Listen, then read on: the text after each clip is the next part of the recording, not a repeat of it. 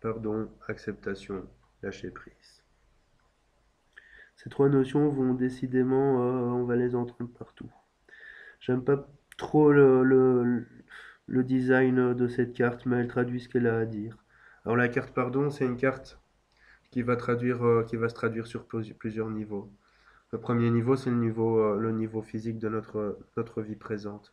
Donc ça veut dire que dans la situation que la personne demande d'interpréter dans son tirage, c'est une personne qui doit soit se faire pardonner en fonction de la place qu'occupe la carte, ou soit pardonner certaines autres personnes de leurs actions et surtout autoriser les autres à vivre leurs expériences.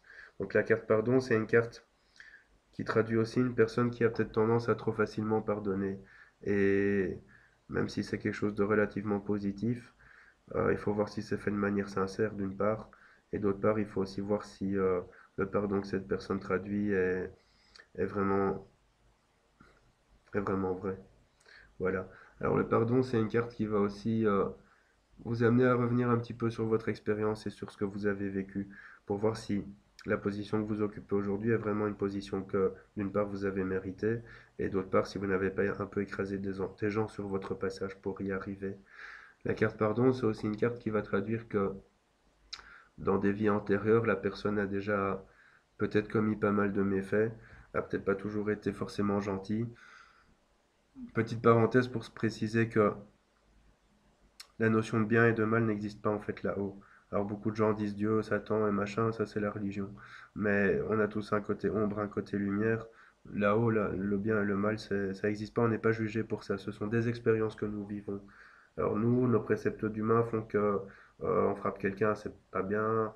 On donne de l'argent à quelqu'un qui n'en a pas, oh, ça c'est bien. Mais non, en fait, c'est pas jugé comme ça là-haut. Donc, le fait est que cette personne va avoir vécu dans des vies antérieures des expériences pas toujours positives pour elle, ou dans lesquelles elle n'a pas toujours été positive, et que dans cette incarnation, elle va essayer de vivre l'expérience contraire. Alors ça, c'est un principe de réincarnation. Une personne qui fait du bien dans une vie va vivre l'expérience contraire le plus souvent dans une vie suivante, pas forcément dans la vie suivante, mais dans une des vies qui suit, pour se positionner dans les deux aspects de euh, pour se positionner dans les deux aspects de l'expérience. Alors quand on se positionne dans un seul aspect, on ne peut pas comprendre tout à fait l'expérience. Exemple, euh, un cuisinier qui ne goûte pas ses plats ne comprendra pas pourquoi certaines personnes peuvent les trouver mauvais ou on ne pourra pas savoir si le plat qu'il a fait est bon. Donc c'est un peu imagé, mais c'est un peu ça aussi. On peut pas comprendre une expérience et vivre son épreuve si on n'a pas vécu les deux aspects. J'ai envie de dire victime et bourreau. Alors, une vie, on sera victime, une vie, on sera bourreau.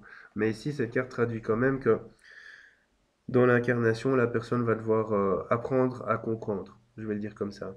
Comprendre ses actes, comprendre ses comportements, ses peurs, mais aussi apprendre à pardonner. Et ça, c'est au niveau physique et plus physique.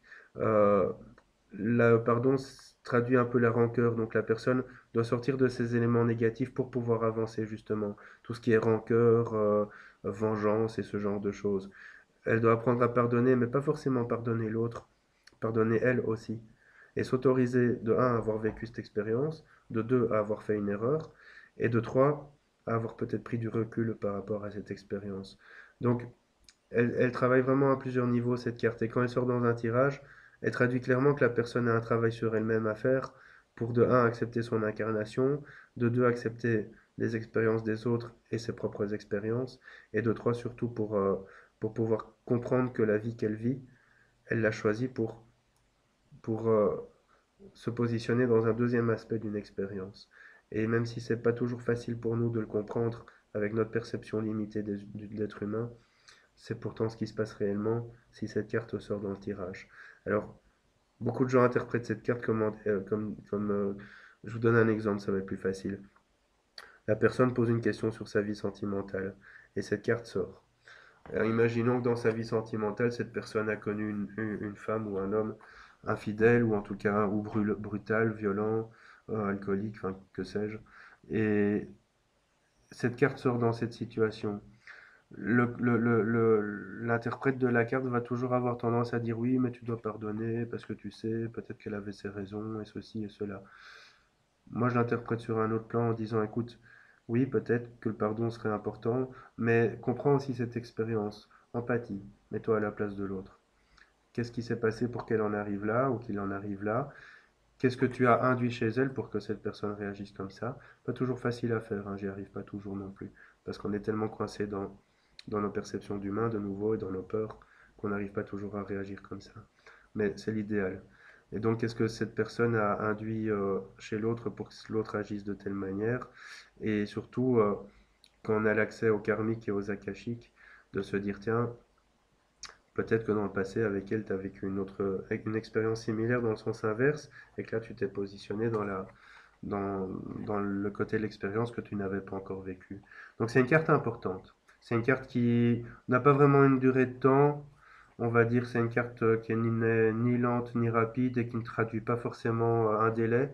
Ça traduit surtout que la personne doit rentrer à l'intérieur d'elle-même pour réfléchir et se demander si ses actes et ses comportements sont bien justifiés et si les actes et comportements de la personne face à lui ou elle ne sont pas induits d'une manière ou d'une autre par le consultant.